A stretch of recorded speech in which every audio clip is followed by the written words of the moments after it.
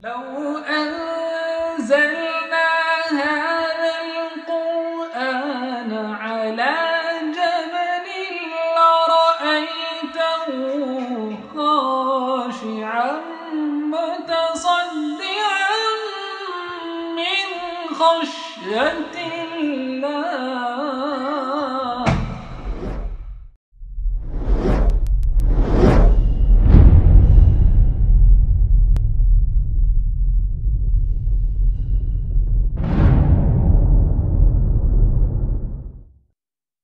नहमदुहु व नुसल्ली अला रसूलिहिल करीम, अम्मा बाद। वअऊज़ु बिल्लाहि मिनश शैतानिर रजीम, बिस्मिल्लाहिर रहमानिर रहीम। रब्बना ला तुज़िग़ क़ुलूबना बअद इज़ हदैतना व हब लना मिन लदुनका रहमा। बिस्मिल्लाहिर रहमानिर रहीम। रब्बिश्रह ली सदरी व यस्सिर ली अमरी वहलुल उक़दतम मिन लिसानी यफ़क़हू क़ौली। अज़ीज़ी सामियान, आप सभी का खैर मक़दम है इस्लामी तरीक़े से। अस्सलामु अलैकुम व रहमतुल्लाहि व बरकातुहू।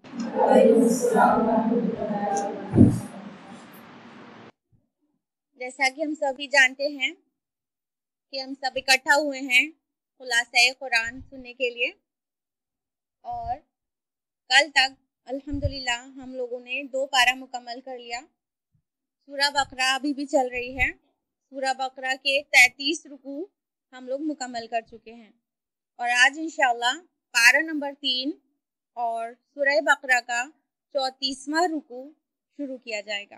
पारा नंबर 3 और बकरा का 34वां रुकू है, जो कि आयत 254 से 257 पर मुश्तमिल है। इस रुकू में ग़ज़वा बद्र की ज़हनी और नफ्सियाती तैयारी कराई जा रही है कि ग़ज़वा बद्र पेश आने वाला है, और सरफरोशी के साथ साथ इंफाक़ माल की भी तो ज़रूरत होती है जंगों में। तो सूरा बकरा के जो निस्फ़ आखिर के मज़ामीन हैं वो एक बार फिर से रिवाइज करा दे। एक ये कि इंफाक़ माल, दूसरा क़िताल, तीसरा इबादत, चौथा मुआमलात। इन मौज़ूआत पर सूरा बकरा का सेकेंड हाफ बेस्ड है, तो उसमें से इंफाक़ वाली डिटेल्स आ रही हैं। आयत नंबर 254 है कि इंफाक़ की बहुत ज़ोरदार अपील है कि जो कुछ हमने दिया है उसमें से खर्च करो, इससे पहले कि वो दिन आ जाए जिसमें ना कोई खरीदो फरोख्त है और ना कोई दोस्ती काम आएगी और ना कोई शिफात मुफीद होगी। और आयत नंबर 255 हम सब के लिए बहुत मारूफ है, और वो है आयतुल कुर्सी। सबको मालूम है, टेक्स्ट तो सभी को याद है। ये आयतुल कुर्सी कुरान मजीद की अजीम तरीन आयत है। तिर्मिज़ी की रिवायत है, अल्लाह के रसूल सल्लल्लाहु अलैहि वसल्लम ने फरमाया कि हर शय की एक चोटी होती है, और कुरान हकीम की चोटी है सूरह बकरा, और उसमें एक आयत है जो आयत कुरानी की सरदार है, और वो आयतुल कुर्सी है। तो आयतुल कुर्सी तमाम कुरानी आयत की सरदार है, और ये तौहीद का बहुत बड़ा खजाना है। तौहीद सिफात इसमें ऐसे समो दिया गया है जैसे कूजे में समंदर। एक आयत में 10 जुमले हैं। आयत का जो अल्फाज है वो आप सभी को याद होंगे, तो हम आपको ये होमवर्क देना चाहेंगे कि आज आयतुल कुर्सी आप लोग जाकर तदब्बुर करेंगे। याद तो सबको है, रटा तो सबने है। आज आप जाकर उसे गौर व फिक्र के साथ पढ़ेंगे कि वो 10 जुमले में अल्लाह ताला की सिफात की किस कदर गहराई बयान की गई है, और वो तौहीद का कितना बड़ा समंदर है। आयतुल कुर्सी सिर्फ एक ही आयत। उसके बाद आयत नंबर 256 में है ला इक्राहा फिद्दीन क़द तबय्यन रुश्द मिनल ग़य। दीन के मामले में कोई ज़बरदस्ती नहीं, हिदायत दलालत से रोशन हो चुकी है। यानी कि किसी को कबूल इस्लाम जबरन कराया नहीं जा सकता है, किसी से गले पर पैर रखकर शहादा नहीं पढ़ाया जा सकता। फिर आगे उसी में फमन यकफुर बित्तागूति व युमिन बिल्लाह फ़क़द इस्तमसका बिल उर्वतिल वुस्क़ा। जो तागूत का इनकार करता है और अल्लाह पर ईमान लाता है, उसने गोया एक मजबूत कड़े को थाम लिया है। तो अल्लाह पर ईमान लाने से पहले कौन सी चीज का जिक्र किया गया? तागूत का इनकार। अल्लाह ताला के अलावा वो सारे ही निज़ाम जो अल्लाह और उसके रसूल के हुक्म के मुताबिक ना चलें, तागूती निज़ाम है, और चलाने वाले तागूत हैं। तो पहले तागूत का इनकार करना होगा, तब अल्लाह पर हकीकी ईमान लाया जा सकता है। जब हम कलमा तैयबा पढ़ते हैं पर कहते हैं ला इलाहा, फिर कहते हैं इल्लल्लाह। तो नहीं है कोई माबूद सिवाय अल्लाह के। रुकू नंबर 35 जो कि आयत नंबर 258 से 260 पर मुश्तमिल है। आयत नंबर 258 में इब्राहिम अलैहिस्सलाम और नमरूद का वाकया है। नमरूद जो कि इराक का बादशाह था। याद रहे कि इराक यानी बेबीलोनिया उसके बादशाह का लक़ब हुआ करता था नमरूद, ना कि नाम था उसका। तो जो नमरूद था वहाँ का बादशाह बेबीलोनिया या बाबुल का, तो वो इब्राहिम अलैहिस्सलाम से हुज्जत कर रहा था। इब्राहिम अलैहिस्सलाम ने उससे कहा मेरा रब तो वो है जो जिंदा करता है और मारता है। तो कटुज्जती पे आमादा हो गया और उसने क्या किया, 2 कैदी जो कि सजाए मौत के मुस्तहक थे उनको बुलाया, एक को कत्ल कर दिया और एक को रिहा कर दिया। कहा मैं भी मारता और जिलाता हूँ। तो इब्राहिम अलैहिस्सलाम की हिकमत देखिए, उन्होंने कहा कि मेरा रब तो सूरज को मशरिक से निकालता है, अब तू मगरिब से निकाल कर दिखा। तो वो काफिर बहुत चक्का रह गया। आयत नंबर 259 में एक बस्ती का जिक्र है जो अपनी छतरियों पर औंधी गिरी हुई थी। और आयत नंबर 259 में कहा गया कि उसने कहा उस बस्ती को अल्लाह उसके मुर्दा हो जाने के बाद उसे किस तरह जिंदा करेगा। और ये बस्ती है यरूशलेम। और अक्सर मुफस्सिरीन के नज़दीक ये शख्स हैं उज़ैर अलैहिस्सलाम।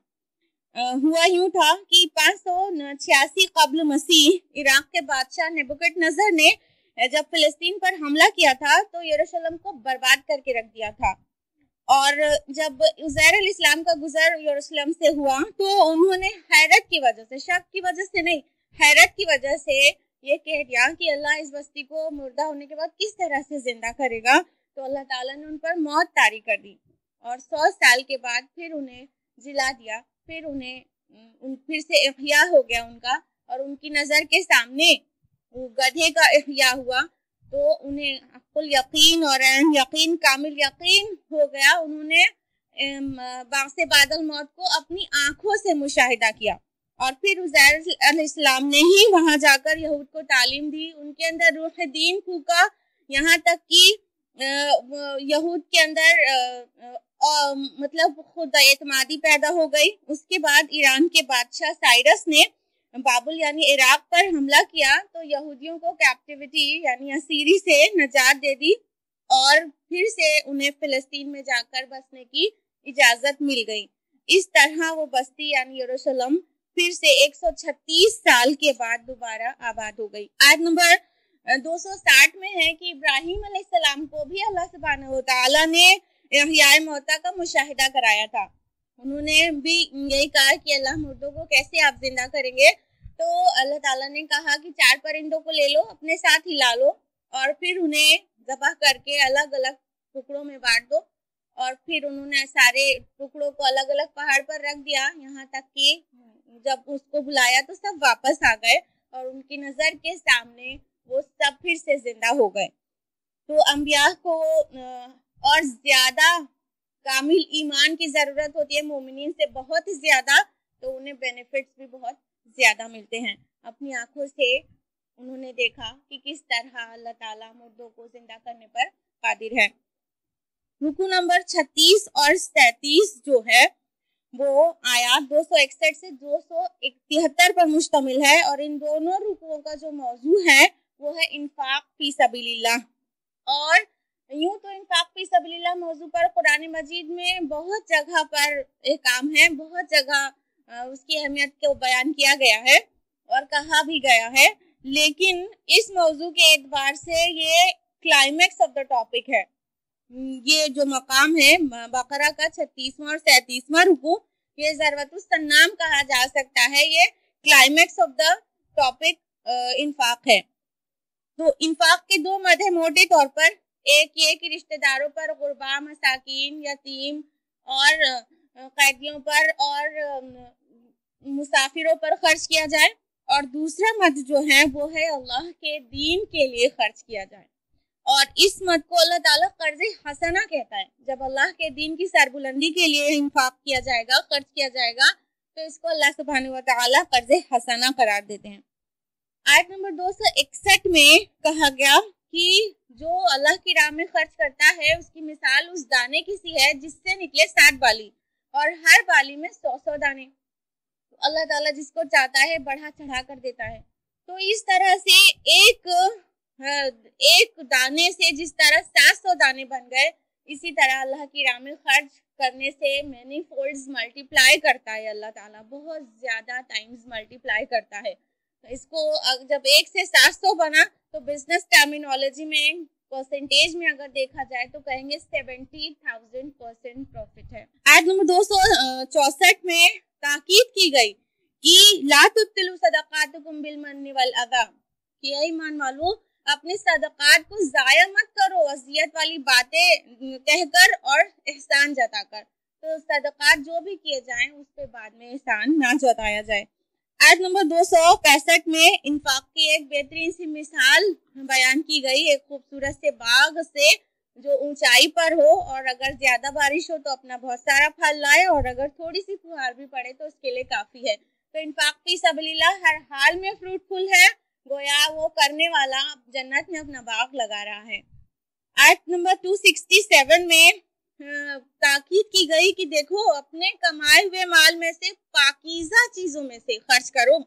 पाकीज़ा माल, अच्छा माल, यानी रद्दी और बेकार चीजें देने का कस्द ना करना अल्लाह की राह में।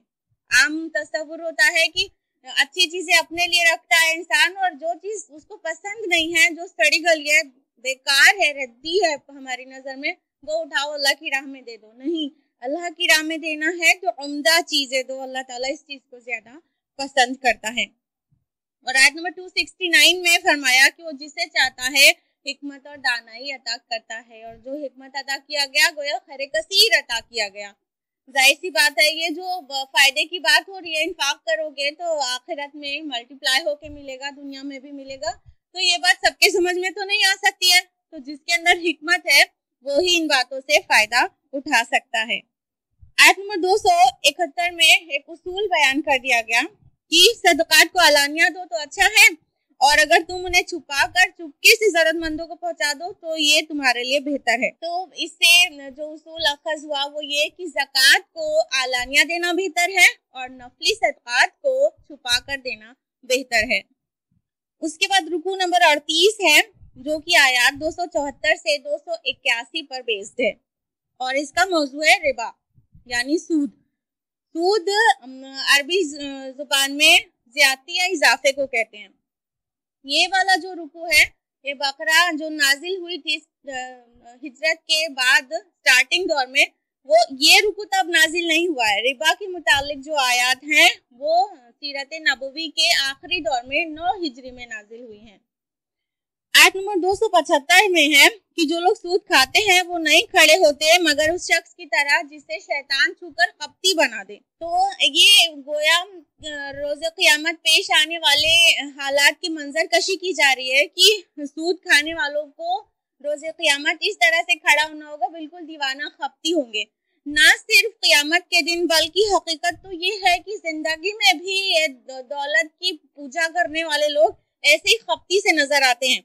अगर ना यकीन हो तो किसी स्टॉक एक्सचेंज में जाकर देखिए, शेयर मार्केट में लोग भागते रहते हैं इधर से उधर, उधर से उधर, दीवानावार, और पूरे वक्त निगाह टिकी रहती है उनकी दौलत बढ़ने और घटने पे। और अगर एकदम से मार्केट डाउन हो जाए तो उनका हार्ट फेल हो जाए तो कम है। तो इस तरह से खपती वो दुनिया में भी नजर आते हैं, जो यहाँ पे बताया गया है। आयत नंबर 276 में है कि अल्लाह सूद को मिटाता है और सदक़े को बढ़ाता है। ये हमारी नजर से दिखाई पड़ता है ना, सदक़े से कुछ गया और सूद से कुछ बढ़ गया, नहीं होता, तो इससे बिल्कुल कंट्रास्ट है। और एक्सपर्ट्स मानते हैं, इकोनॉमिस्ट मानते हैं कि इंटरेस्ट के साथ साथ 3 चीजें बढ़ती चली जाती हैं। एक, अनएम्प्लॉयमेंट बढ़ता जाता है, बेरोजगारी बढ़ती जाती है, जिसकी वजह से इन्फ्लेशन रेट बढ़ जाता है, और इन दोनों के नतीजे में इंटरेस्ट रेट और बढ़ जाता है, और फिर जिससे बेरोजगारी और बढ़ जाती है, इन्फ्लेशन रेट और बढ़ जाता है, यहाँ तक कि मुल्क की मईशत तबाह हुआ बर्बाद हो जाती है। अल्लाह ताला ने तो पहले ही वाज़े कर दिया था कि अल्लाह सूद को नहीं बढ़ाता है, मुठ मार देता है, और सदक़े को बढ़ाता है। तो सदका के बिल्कुल कंट्रास्ट में सूद है और सूद के कंट्रास्ट में सदका है। आयत नंबर 279 में तो बिल्कुल फाइनल अल्टीमेटम दे दिया गया कि अगर अभी भी बाज नहीं आ गए सूद से तो खबरदार हो जाओ, अल्लाह और रसूल की तरफ से तुम्हारे खिलाफ ऐलान जंग है। गौर करने की बात यह है कि इतनी बड़ी बात किसी और मौजू पर नहीं आई है, किसी और गुनाह के लिए नहीं आई है, कि अल्लाह रसूल की तरफ से ऐलान जंग है। रुकू नंबर 39 जो कि आयत नंबर 282 से 283 पर ही बेस्ड है, 2 ही आयत हैं। और आयत नंबर 282 तवील तरीन आयत है कुरान मजीद की, बिगेस्ट आया है कुरान मजीद की, बकरा की आयत नंबर 282, और वो उस आयत का नाम है आयतुल मुदायना या आयत दैन यानी कर्ज वाली आयत। तो आयत नंबर 282 जो कि सबसे बड़ी है, कर्ज पर मबनी है। इससे मामलात की अहमियत का कितना पता चलता है कि कुरान मजीद ने मामलात को कितना जोर दिया है। उसमें कर्ज के मामले में कहा गया, ए अहले ईमान, जब भी तुम कर्ज का कोई मामला करो तो एक वक्त मुअय्यन तक के लिए हो और उसे लिख लिया करो। यानी 2 ताकीद पता चली, एक ये कि कर्ज का वक्त मुअय्यन होना चाहिए, दूसरा उसे लिख लेना चाहिए। और लिखने वाले के लिए क्या कहा, और चाहिए कि लिखने में कोई लिखने वाला अदल के साथ लिख दिया करे। यानी लिखने वाले को ताकीद की जा रही है कि वो इंसाफ के साथ बात को लिखे। पहले हर एक तो पढ़ा लिखा होता नहीं था, अब तो माशाअल्लाह लिटरेसी रेट बहुत बढ़ गई है। और ताकीद की जा रही है कि और उस पर गवाह बना लिया करो अपने मर्दों में से 2 आदमियों को। फिर अगर 2 आदमी दस्तयाब ना हो तो 1 मर्द और 2 औरतें हों, ताकि अगर एक औरत भूल जाए तो दूसरी उसे याद दिला दे। और गवाहों से कहा जा रहा है कि और इनकार न करे कोई गवाह जब उन्हें बुलाया जाए गवाही के लिए। तो ये अल्लाह सुब्हान तआला की तरफ से एहकाम है कर्ज के मुतालिक कि गवाह बना लिया जाए, 2 गवाह होना चाहिए मिनिमम, और 2 मर्द ना मिले तो फिर 1 मर्द और 2 औरतें हों, और 1 मर्द के बराबर 2 औरतें जो कही गई, ये अगर कंफ्यूज कर रहा हो तो यूँ समझ लीजिए कि एक्चुअली ये जो कर्ज का मामला है वो मर्दों का है, तो मर्दों को ही इसकी ज्यादा इम्पोर्टेंस है, इसलिए उनको ही याद रखना ज्यादा आसान है। और औरतों का तो है नहीं ये फाइनेंशियल इश्यूज, तो इसलिए औरत को भूलना बहुत मामूली बात है उसके लिए। दूसरी बात, औरत में निस्यान का मादा रखा भी ज्यादा गया है, वो भूलती ज्यादा है मर्द के मुकाबले, क्योंकि उसे मर्द के अंडर में रहना है। अभी हम सूरह निसा में पढ़ेंगे कि अर्रिजालु क़व्वामून अलन निसा, मर्द औरतों पर क़व्वाम है, हाकिम है, तो उसे मर्द के अंडर में रहना है। तो जाहिर है कि उसका मिजाज कुछ ऐसा होना चाहिए कि छोटी छोटी बात पे उसको दिल पे लग जाए और लेके सारी उम्र बैठ जाए, तो फिर बड़ी परेशानी हो जाएगी। तो ऐसे में उसके अंदर निस्यान का मादा ज्यादा है, भूल ज्यादा है कि वो भूल जाती है, तो वो उसका दर्द हल्का हो जाता है। आयत नंबर 283 में है कि अगर तुम सफर में हो और कोई लिखने वाला ना पाओ तो कोई शय गिरवी रख लिया करो कब्जे में। यानी कर्ज के मुतालिक ये कि अगर हजर में नहीं सफर में हो तो लिखने वाला नहीं है वहां पर, तो कोई चीज गिरवी रख लिया जाए। और फाइनली इस रुकू में कहा गया और अल्लाह का तकवा इख्तियार करो, यानी मामलात में भी फेयर रहना है तो तकवे की बुनियाद पे ही मुमकिन है। और अब है सूरह बकरा का आखिरी रुकू यानी रुकू नंबर 40 जो 3 आयत पर मबनी है, आयत नंबर 284 से 286, और इसकी आखिरी 2 आयत अजीम आयत हैं कुरान मजीद की, और ये ज़मीन पर नाजिल नहीं हुई है, रसूलुल्लाह सल्लल्लाहु अलैहि वसल्लम को मेराज में गिफ्ट की तरह दी गई है। आयत नंबर 285 है, आमना रसूलु बिमा उनजिला इलैहि मिन रब्बिही वल मुमिनून, ईमान ले आया रसूल उस चीज़ पर जो अल्लाह की तरफ से उन पर नाजिल हुआ और मोमिनीन भी। जाहिर बात है जब पहली वही आई तो आप सल्लल्लाहु अलैहि वसल्लम को कोई इश्तिबाह नहीं हुआ कि कहीं जिब्रील कोई बदरूह तो नहीं है, कोई शक नहीं हुआ, वो खुद ईमान ले आए उस पर कि ये जिब्रील अल्लाह के फरिश्ते हैं और मैं अल्लाह का रसूल हूँ। ये आपकी फितरत सलीमा थी, जिसकी फितरत सलीम होती है, पूरी मुसल्लम होती है, वो हक को बड़ी आसानी से पहचान लेता है और कबूल कर लेता है। यही चीजें जो अबू बकर रज़ियल्लाहु अन्हु में भी थी। तो यहाँ पे जो इस आयत में तस्कीन की बात है बड़ी खूबसूरत सी, वो ये कि अल्लाह ताला ने आप सल्लल्लाहु अलैहि वसल्लम के ईमान के साथ हम मोमिनीन के ईमान का जिक्र किया है। आमना रसूलु बिमा उनजिला इलैहि मिन रब्बिही वल मुमिनून, जिस चीज पर नबी ईमान लाया उस पर मोमिनीन भी ईमान ले आए। आयत नंबर 286 में एक साइट ऑफ रिलीफ है, ला युकल्लिफुल्लाहु नफ्सन इल्ला वुसअहा, कि अल्लाह ताला किसी को जिम्मेदार नहीं ठहराता नहीं ठहराएगा मगर जितनी उसकी वुसअत दी गई है, जितना वुसअत के मुताबिक उसे जिम्मेदार ठहराएगा। यानी ये वुसअत क्या है, किस चीज से बनती है? एक तो हेरिडिटरी फैक्टर्स हो गया, जो जीन्स उसे पेरेंट्स से मिले हैं, और दूसरा एनवायरमेंटल फैक्टर हो गया, यानी जिस माहौल में वो पल बढ़ रहा है, तरबियत पाया है। और इसको सूरह इसरा सूरह नंबर 17 आयत नंबर 84 में शाकिला कहा गया है। तो इंसान को जो कुछ दिया गया है, चाहे जीन्स की शक्ल में, चाहे उस सराउंडिंग से उसने लिया है, तो उसमें नेकी और बदी को करने की जितना मादा है उसके अकॉर्डिंगली उसे जज किया जाएगा, उससे ज्यादा बोझ नहीं डाला जाएगा उसको। और फिर एक अजीम दुआ है, रब्बना ला तुआखिज़ना इन नसीना व अख्ताना, ऐ हमारे रब हमसे मुआखज़ा ना कीजो, हमसे जो खता हो जाए या भूल चूक हो जाए। रब्बना वला तहमिल अलैना इस्रन कमा हमलतहु अलल लदीना मिन क़ब्लिना, ऐ हमारे रब हम पर वो बोझ ना डालना जो हमसे पहले के लोगों पर डाला गया था। रब्बना वला तुहम्मिलना मा ला ताक़त लना बिह, ऐ हमारे रब हम पर वो बोझ ना डाल जो हम उठा न सकें, जिसकी हमें ताकत न हो। वाफ़ु अन्ना, दरगुजर कर हमसे, वग़फिर लना, और बख्श हमको, वरहमना, और रहम कर हम पर, अंत मौलाना फंसुरना अलल कौमिल काफिरीन, तू ही हमारा मौला है, बस तू कुफ्फार पर हमारी मदद फरमा। ये थी सूरह बकरा, और अल्हम्दुलिल्लाह हम लोग मुकम्मल कर चुके एक अहम और बड़ी सूरह बकरा। और अभी तीसरा पारा मुकम्मल नहीं हुआ है, इसलिए अब स्टार्ट होगी सूरतुल आल इमरान। तो सूरह आल इमरान सूरह नंबर 3 है और 200 आयात हैं, 20 रुकू इसमें मौजूद हैं। ज़माने नुज़ूल के की जहाँ तक बात है, तो इसका अक्सर हिस्सा ग़ज़वा उहद के बाद नाजिल हुआ है, कुछ एक हिस्सा ग़ज़वा बद्र के बाद में नाजिल हुआ है, और वफ़द नजरान वाला जो वाक़या है वो 9 हिजरी में नाजिल हुआ है। सूरह आल इमरान आपको पहले भी बताया था, सूरह बकरा की जोड़े की शक्ल में है। दोनों की शुरुआत हुरूफ मुक़त्तिआत अलिफ लाम मीम से होती है, और दोनों ही यानी बकरा और आल इमरान दोनों का इख्तिताम अजीम दुआओं से होता है। और इस दोनों ही में 2 उम्मतों से खिताब है, एक उम्मत मोहम्मद सल्लल्लाहु अलैहि वसल्लम और दूसरी अहले किताब से। और ये और बात है कि बकरा में जो खास खिताब है वो यहूद से है, और आल इमरान में ज्यादा और खास खिताब नसारा से है।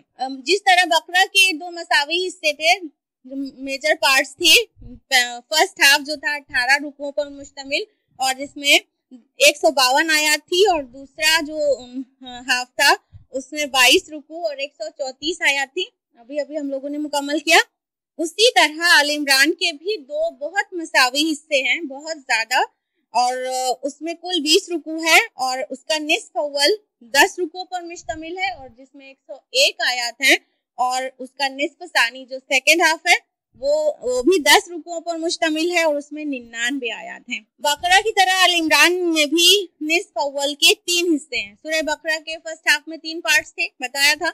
इसी तरह आल इमरान के फर्स्ट हाफ में भी 3 पार्ट्स हैं, और जो इब्तिदाई हिस्सा है उसमें 32 आयत हैं, उसको तमहीदी कलाम कह सकते हैं। जिस तरह सूरह बकरा के शुरुआती 4 रुकू को तमहीदी कलाम करार दिया गया था, और उसमें रुए सुखन बकरा में यहूद से है और आल इमरान में नसारा से है। दूसरा जो पार्ट है फर्स्ट हाफ का वो 31 आयत पर बेस्ड है, और उसमें बराह रास्त खिताब जो है नसारा से है। और ये जो इसका अक्सर बेशतर हिस्सा तो जंगे उहद के बाद नाजिल हुआ, लेकिन ये वाला जो पार्ट है 31 आयत वाला, ये 9 हिजरी में नाजिल हुआ है। और अभी अभी हमने आपको बताया था कि सूरह बकरा का जो सूद वाला रुकू है वो भी 9 हिजरी में नाजिल हुआ था। तो ये दोनों की जो ज़ौजियत है, जो जोड़ा है, वो बता रहे हैं। और जो थर्ड पार्ट है, सेकेंड हाफ का थर्ड पार्ट आल इमरान के, वो 38 आयत पर मबनी है, बहुत अहम, बहुत जामे है। जिस तरह बकरा के निस्फ अव्वल का आखिरी हिस्सा यानी 15वें से 18वें रुकू पर मुश्तमिल जो था पार्ट, उसमें इब्राहिम अलैहिस्सलाम, खाने काबा और तहवील क़िबला का जिक्र था। इसी तरह सूरह आल इमरान में भी यही मौजू डिस्कस हुआ है तीसरे पार्ट में सेकेंड हाफ के। और बकरा और आल इमरान दोनों का निस्फ सानी या अय्युहल्लज़ीना आमनू से शुरू होता है। बकरा में आयत नंबर 153 और आल इमरान में आयत नंबर 102। और फिर जो सेकंड हाफ है सूरह आल इमरान का, वो उसमें 2 रुकू में खिताब ज्यादातर मुसलमानों से है, पहले 2 रुकुओं में। उसके बाद 6 रुकू ऐसे हैं जो ग़ज़वा उहद के हालात पर बेस्ड हैं और उनमें 60 आयात हैं। और आखिरी 2 रुकू बहुत अहम है, जिस तरह बकरा में भी बहुत अहम थे, मौजू को कंक्लूड करने वाले, और दोनों की इख्तिताम अजीम दुआ से होता है। दोनों की निस्बत ज़ौजियत ये भी है कि कई आयात बकरा वाली यहाँ पर भी रिपीट होगी, आल इमरान में भी, लेकिन तरतीब या अल्फाज के बहुत थोड़े से फर्क के साथ। आप उसको नोटिस करिएगा। अब बाकायदा शुरू करते हैं सूरह आल इमरान। सूरह आल इमरान का पहला रुकू जो आयत नंबर 1 से 9 पर बेस्ड है। आयत नंबर 1-2 है अलिफ लाम मीम अल्लाहु ला इलाहा इल्ला हुवल हय्युल क़य्यूम। इसी तरह आयतुल कुर्सी भी स्टार्ट हुई थी, अलिफ लाम मीम, अल्लाह जिसके अलावा कोई इबादत के लायक नहीं, अल हय्य अल क़य्यूम, जिंदा है सबका थामने वाला। अल हय्य अल क़य्यूम के बारे में एक वजाहत कर दें। इब्न माजा की एक हदीस है, अल्लाह के रसूल सल्लल्लाहु अलैहि वसल्लम ने फरमाया कि अल्लाह ताला का एक इस्म आज़म है और जिसके हवाले से अगर कोई दुआ मांगी जाए तो ज़रूर कबूल होती है। और ये 3 सूरतों में है, सूरह बकरा, सूरह आल इमरान और सूरह तौहा में। तो अगर हम गौर करें तो अल हय्य अल क़य्यूम जो अल्लाह का इस्म है वो बकरा में आयतुल कुर्सी में आया है, आयत नंबर 255 में, आल इमरान में यहीं पर आयत नंबर 2 में आ गया, और सूरह तौहा में मिलेगा आयत नंबर 111 में। आयत नंबर 7 जो है पहले रुकू की, उसमें है कि वही है जिसने आप पर एक किताब नाजिल फरमाई, उसमें मुहकम आयात हैं और वही किताब की असल है, और कुछ दूसरी आयात हैं जो मुतशाबिहात हैं। मुहकमात किसको कहते हैं? जो जिसमें अवामिर और नवाही हो, डूज और डोंट्स मेंशन हो, वो मुहकमात हो गई। और मुतशाबिहात क्या है? गैब की जो बातें हैं, मलाइका, बरज़ख, जन्नत, जहन्नम, अल्लाह की ज़ात और सिफात, ये सब मुतशाबिहात हैं। और कहा गया मुतशाबिहात की कुरैद में मत पढ़ो, गुमराह होने का खतरा है। तो ये नसारा की तरफ एक लतीफ़, एक बारीक इशारा है गोया कि रूहुल्लाह और कलिमतुल्लाह जैसे मुतशाबी वर्ड के होने की वजह से उन्होंने मसीहत को बिल्कुल बदल के रख दिया और मसीह अलैहिस्सलाम को अलूहियत में दाखिल कर दिया और खुदा बना बैठे। तो उनकी तरफ इशारा है कि मुतशाबिहात की कुरैद ना किया जाए। आयत नंबर 8 है, प्यारी सी दुआ है, रब्बना ला तुज़िग़ क़ुलूबना बअद इज़ हदैतना व हब लना मिन लदुनका रहमा, कि ए हमारे रब, तू हमारे दिलों में कजी ना पैदा कर इसके बाद कि तू हमें हिदायत दे चुका है और हमें अपने खास खजाने फजल से रहमत अता फरमा, यकीनन तू ही सब कुछ देने वाला है। तो अल्लाह ताला ने प्यारी सी दुआ सिखा दी कि ईमान लाने के बाद फिर कजी ना पैदा हो जाए, इसके लिए इस तरह की दुआ करते रहना चाहिए। आल इमरान का दूसरा रुकू जो आयात 10 से लेके 20 तक पे बेस्ड है, और आयात 10 से 32 तक का पस मंजर बता दें कि एक खास वाक़या था जो ग़ज़वा बद्र के बाद पेश आया, कि ग़ज़वा बद्र की शानदार जीत के बाद मुसलमानों को बहुत उनका कॉन्फिडेंस बढ़ा हुआ था, इतनी ज़बरदस्त फतवा मिली थी। तो अल्लाह के रसूल और मुसलमान कई सहाबी गुजर रहे थे रास्ते से, यहूद के कबीले बनु कैनुका के पास से गुजरे। तो बनु कैनुका ने बड़े गुस्ताखाना अंदाज में कहा कि बद्र की फतह से धोखा ना खा जाना, अगर हमसे मुकाबले की नौबत आई ना तो हम छट्टी का दूध याद दिला देंगे। तो इस बात पे ये आयात नाजिल हुई हैं जो आपके सामने आने वाली हैं, और इन आयात में यहूद को सख्त तनकीद और वाइद की गई है। आयत नंबर 10 है, यकीनन जिन लोगों ने कुफ्र की रविश इख्तियार की हरगिज न बचा सकेंगे उनके माल और ना उनकी औलाद अल्लाह से कुछ भी। और जंग बद्र के पस मंजर में कहा गया आयत नंबर 13 में, वो उन्हें देख रहे थे अपनी आंखों से उनसे 2 गुने। ये अल्लाह ताला का फजल करम था कि दुश्मन जो है मुसलमानों को अपने से डबल दिखाई पड़ रहे थे, मुसलमान दुश्मनों को डबल दिखाई पड़ रहे थे ताकि वो उनके कदम उखड़ जाएं। आयत नंबर 14 है, मुज़य्यन कर दी गई है लोगों के लिए मरगूबात दुनिया की मोहब्बत जैसे औरतें, बेटे और सोने चांदी के जमा किए हुए खजाने और निशानदार घोड़े और माल मवेशी और खेती। तो अल्लाह ताला ने मतलब इन चीज़ों की मोहब्बत इंसान के अंदर डाल दी है, इसी के पीछे दीवाना है। अगर गौर किया जाए तो फितरत इंसानी के एतबार से ये बहुत अहम आयत है। वो ये कि अल्लाह ताला को क़यामत तक दुनिया बहाल रखनी थी, सजाए रखनी थी, तो औरत मर्द के अंदर कशिश पैदा कर दी। जब कशिश होगी तभी तो औलाद पैदा होगी। और साथ में दौलत की मोहब्बत भी रख छोड़ी, क्योंकि दौलत की तलब में ही तो मशक्क़त और मेहनत करेगा। तो गौर करने की बात यह है कि ये जो हैवानी तकाज़े हैं उनको दबा कर रखना चाहिए, अल्लाह के हुदूद के अंदर रखना चाहिए और अल्लाह की शरीयत को से बाला तर रखना चाहिए। आयत नंबर 16 में एक और प्यारी सी दुआ है और आयत नंबर 19 में एक ऐलान आम है, इन दीन इन्नल्लाहिल इस्लाम, कि अल्लाह के नज़दीक दीन सिर्फ इस्लाम है। रुकू नंबर 3 जो कि आयत 21 से 30 पर बेस्ड है, उसमें आयत नंबर 24 है कि यहूद की ढिठाई का जो असल सबब था वो उनके मनगढ़ंत ख्यालात थे। तो है मुसलमानों, तुम भी मनगढ़ंत बातें ना पैदा करो, आज तो पैदा हो ही गई हैं। ये कहते हैं कि हम तो जहन्नम की आग हमको छू नहीं सकती मगर गिनती के चंद दिन। आज यही सब शिफात के बहुत से फंडे उम्मत मोहम्मद सल्लल्लाहु अलैहि वसल्लम भी गढ़े बैठी है।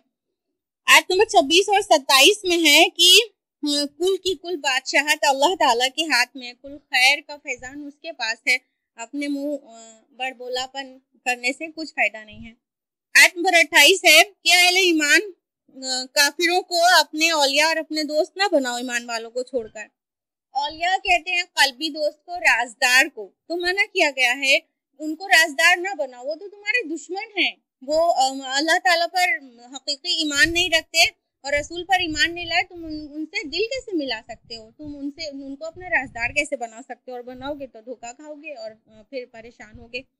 रुकू नंबर 4 जो कि आयत 31 से 41 तक है।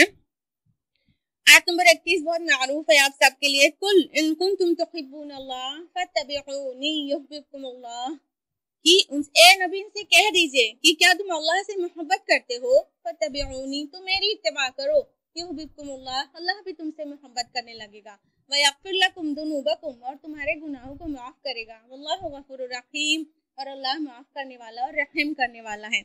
यहाँ पे नबी की इत्तिबा की ताकीद की गई है। आयत नंबर 32 है, कुल अतिउल्लाह व रसूल, कह दीजिए कि इताअत करो अल्लाह की और उसके रसूल की, फ़इन तवल्लू फ़इन्नल्लाह ला युहिब्बुल काफिरीन, अगर वो मुंह मोड़ ले तो अल्लाह को ऐसे काफिर बिल्कुल पसंद नहीं।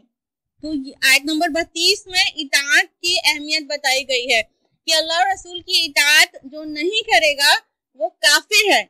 जिसने नहीं किया उसको क्या कहा जा रहा है? अल्लाह को ऐसे काफिर बिल्कुल पसंद नहीं। तो आयत नंबर 31 और 32 में पता चल गया इताअत और इत्तिबा की अहमियत। दोनों में थोड़ा सा डिफरेंस है। इताअत उन चीजों की होती है जिसका हुक्म दिया जाए और इत्तिबा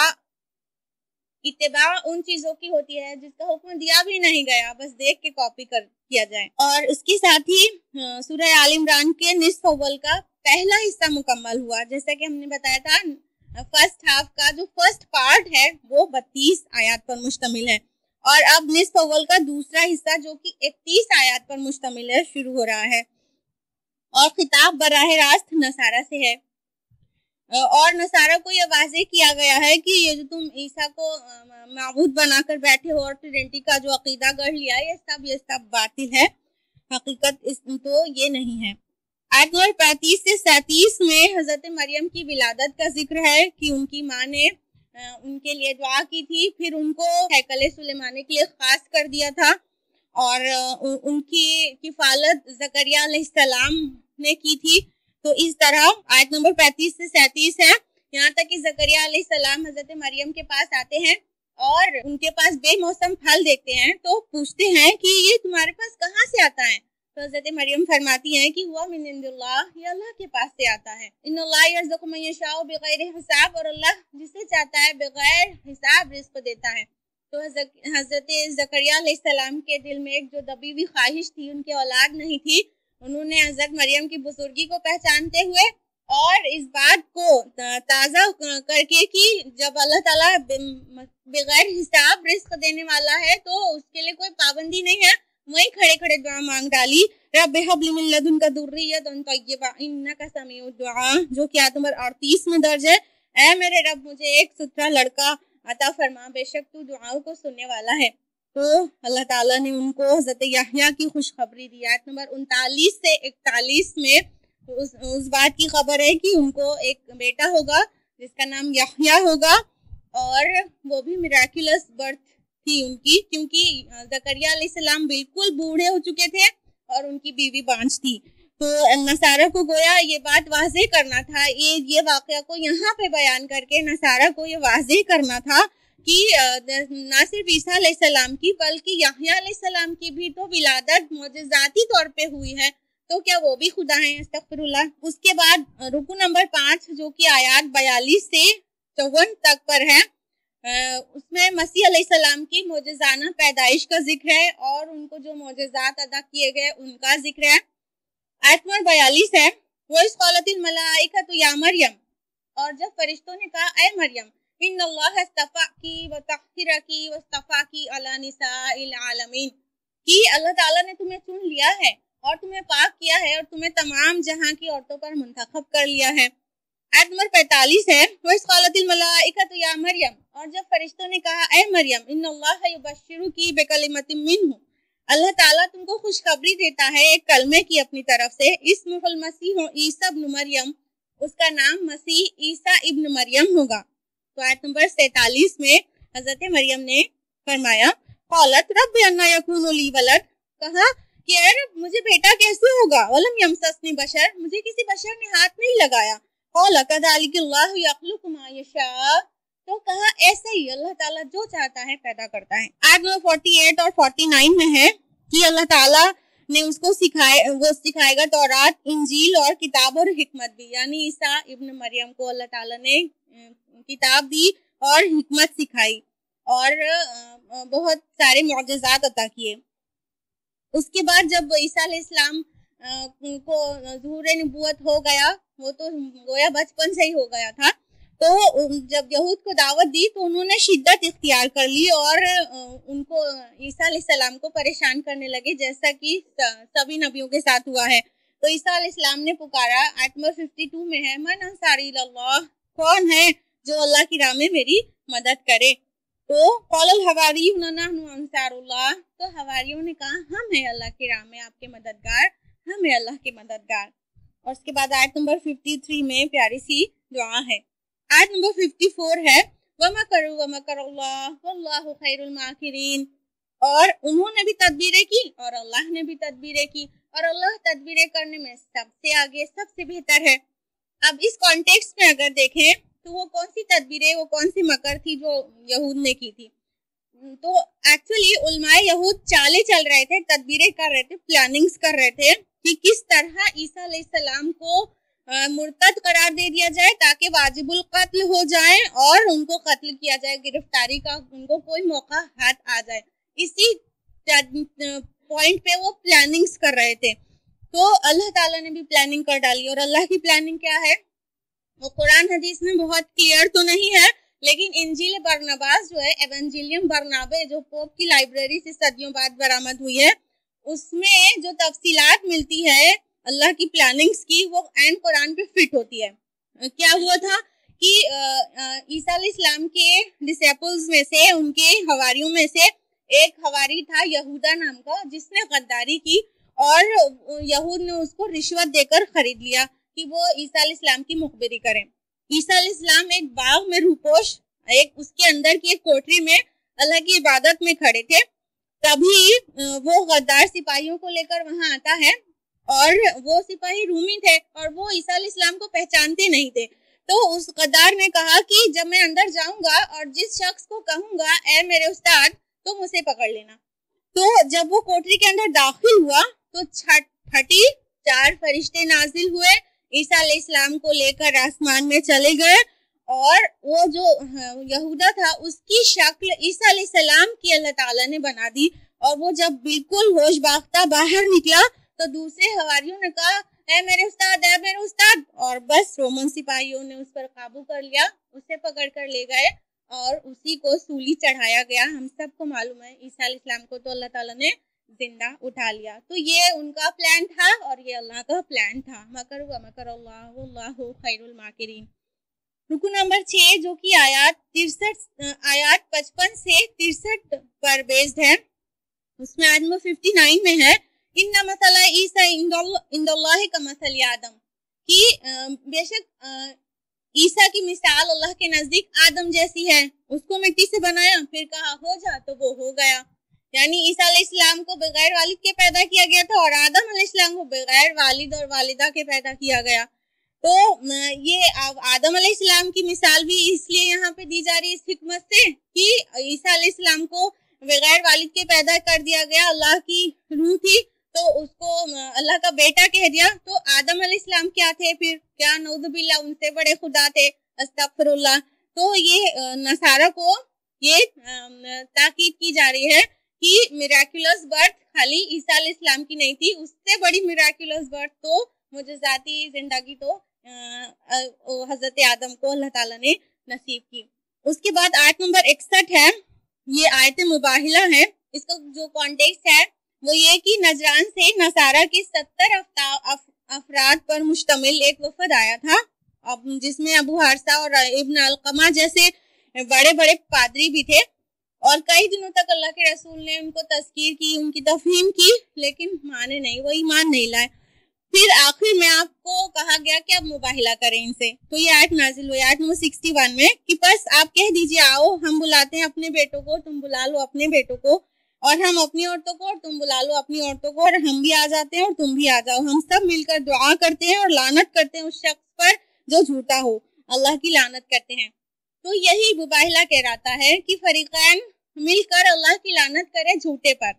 तो इस तरह जब मुबाहिला की उनको दावत दी गई तो हरगिज कबूल नहीं किया, क्योंकि वो दिल से मान गए थे और उनको समझ में आता था कि अल्लाह के सच्चे नबी हैं, लेकिन जुबान से इकरार नहीं कर रहे थे, वो जिद पर अड़ गए थे। तो मुबाहिला की दावत उन्होंने कबूल नहीं की। फिर सालाना जिजिया देना उन्होंने कबूल कर लिया और सुलह करके वापस चले गए। यहाँ पर निस्फ अव्वल का दूसरा हिस्सा मुकम्मल हुआ, यानी 32 पर पहला हिस्सा, 32 आयत पर, और 31 आयत पर दूसरा हिस्सा, इस तरह 63 आयत पर दूसरा हिस्सा भी मुकम्मल हुआ। उसके बाद रुकू नंबर 7 है, जिसमें आयत 64 से लेके 71 तक है, और ये आल इमरान का निस्फ अव्वल का तीसरा हिस्सा है जो 38 आयत पर बेस्ड है, आयत नंबर 64 से लेके 101 तक। और ये बिल्कुल सूरह बकरा के निस्फ अव्वल के तीसरे हिस्से के मुशाबा है, यानी 15 से 18वें रुकू तक, जिसमें इब्राहिम अलैहिस्सलाम का जिक्र है, बैतुल्लाह का जिक्र है, अहले किताब को दावत है और तहवील किबला का वाक़या है। तो आयत नंबर 64 है, कुल या अहलल किताब, कहो अहले किताब से, तआलू इला कलिमतिन सवाइन बैनना व बैनकुम, आओ उस बात की तरफ जो हम में और तुम में यकसा है। और कौन सी यकसा बात की तरफ सबसे पहले बुलाया गया? अल्लाह नअबुदा इल्लल्लाह, कि हम अल्लाह के अलावा किसी और की इबादत ना करें, वला नुश्रिका बिही शैया, और उसके साथ किसी चीज को शरीक ना बनाएं, वला यत्तखिज़ बअदुना बअदन अरबाबा मिन दुनिल्लाह, हम अल्लाह को छोड़कर आपस में एक दूसरे को रब ना ठहरा लें। तो अहले किताब को इस हिकमत से दावत देने को कहा, सिमिलैरिटी की तरफ आओ, तुम्हारे पास भी ये सबूत है कि अल्लाह एक है, हम आपस में एक दूसरे को रब ना बना लें। और नसारा ने आपस में, यहूद ने किसको रब बना लिया था? सूरह तौबा की आयत नंबर 31 है कि उन्होंने अपने अहबार और रुहबान को रब ठहरा लिया है, क्योंकि उनके अहबार और रुहबान जो कहते थे उसी पर वो हलाल और हराम उसी को समझते थे। उसके बाद आयत नंबर 65 में है कि अहले किताब इब्राहिम के बारे में क्यों झगड़ते हो, हालांकि तौरात और इंजील तो उसके बाद नाजिल हुई। और आयत नंबर 67 में है, इब्राहिम ना तो यहूदी थे ना यसरानी, बल्कि हनीफ और मुस्लिम थे। अरबों में 3 तबका था, एक यहूदी का, एक नसरानी का और तीसरा मुशरिकों का, और तीनों का जो क्लेम था वो अपने आप को इब्राहिम अलैहिस्सलाम की तरफ मंसूब करते थे। तो सिर्फ कहने से क्या होता है, हकीकत जो थी वो बयान कर दी गई आयत नंबर 68 में कि यकीनन इब्राहिम के सबसे ज्यादा कुर्बत वाले तो वो हैं जिन्होंने उनकी पैरवी की, यानी हम मुसलमान अल्हम्दुलिल्लाह। रुकू नंबर 8 है, आयत नंबर 72 से 80 तक पर। आयत नंबर 72 है कि अहले किताब के एक गिरोह ने कहा कि अहले ईमान पर जो चीज नाजिल की है उस पर ईमान लाओ सुबह के वक्त, और उसका इनकार कर दो दिन के आखिर में, शायद उनमें से कुछ लोग फिर जाएं। ये यहूद की एक साजिश थी कि वो जुबानी इकरार करते थे मुसलमान होने का, और फिर कुछ दिन के बाद वो इनकार कर देते थे, कह देते थे हमने देख लिया, कुछ नहीं है, अंदर सब धोखा है, सब गलत है, झूठ है, इस तरह, ताकि कुछ कमजोर ईमान के मुसलमान कंफ्यूज होके वो फिर जाएं। तो ये उनकी एक साजिश थी। तो आयत नंबर 75 में है कि और अहले किताब में से ऐसे लोग भी हैं जो तुम उनके पास अमानत रखो ढेरों माल तो तुम्हें वापस कर दें, और उनमें ऐसे भी हैं कि उनके पास 1 दीनार अमानत रखो तो वो तुम्हें वापस नहीं करेंगे मगर जब तक तुम उनके सर पे खड़े रहो। और वजह क्या बयान की गई, ये इसलिए कि वो कहते हैं कि उम्मियों के मामले में हम पर कोई मलामत नहीं। वो जो भी गैर यहूदी होता है उसे जेंटाइल्स कहते हैं, उनसे उम्मी कहते हैं और उसे गोया इंसान नुमा हैवान समझते। और अपनी तौरात पर अमल करने के बजाय उन्होंने असली किताब अपनी तालमुद को बना लिया है, और तालमुद में ये चीज लिखी हुई है कि गैर यहूदी झूठ बोलना, उसका माल हड़प कर लेना, उसे धोखा देना कुछ भी गुनाह की बात नहीं है, वो जायज है क्योंकि वो इंसानी नहीं है, गोया जेंटाइल्स हैं, वो बिल्कुल हैवान है। तो इस तरह वो कहते थे। तो अल्लाह ताला ने इसी आयत में आगे कहा, आयत नंबर 75 में, वो जानते बूझते अल्लाह की तरफ झूठ गढ़कर मंसूब कर रहे हैं। और रुकू नंबर 9 जो कि आयत 81 से 91 पर मबनी है, आयत नंबर 81 में है, और याद करो जबकि अल्लाह ताला ने तमाम अंबिया से एक अहद लिया था कि जो कुछ भी तुम्हें किताब और हिकमत अता करूंगा, फिर तुम्हारे पास आए कोई रसूल जो उसकी तस्दीक करता हो तो तुम्हारे पास जो मौजूद है लाजिमन उस पर ईमान लाना होगा और उसकी मदद करनी होगी। तो अल्लाह ताला ने जो अंबिया और रसूल का सिलसिला जारी किया तो हर नबी से आइंदा आने वाले नबी की बशारत भी दी और उनकी पेशन गोई की और उनका साथ देने का वादा लिया। तो मसीह अलैहिस्सलाम के बाद मोहम्मद रसूलुल्लाह सल्लल्लाहु अलैहि वसल्लम आए तो मसीह अलैहिस्सलाम मोहम्मद सल्लल्लाहु अलैहि वसल्लम की बशारत दिए गए। इंजील बरनबास जो है, एवेंजेलियम बरनाबे, हमारी लाइब्रेरी में भी अवेलेबल है अल्हम्दुलिल्लाह। उसका तो कोई सफा ही गोया खाली नहीं है जहां पर रसूलुल्लाह सल्लल्लाहु अलैहि वसल्लम की पेशन गोई ना हो। उसके बाद भी नहीं माना, फिर गए और फिर फैसला कुन बात आ गई आयत नंबर 85 में, इस्लाम दीनन फलन युक़बल मिन, कि जो भी इस्लाम के अलावा कोई और दीन चाहेगा उससे हरगिज कबूल ना किया जाएगा। ये था पारा नंबर 3 का खुलासा। आज के लिए इतना ही। रब्बना तक़ब्बल मिन्ना इन्नका अंतस समीउल अलीम। जज़ाकुमुल्लाहु खैरन, वस्सलामु अलैकुम व रहमतुल्लाहि व बरकातुहू।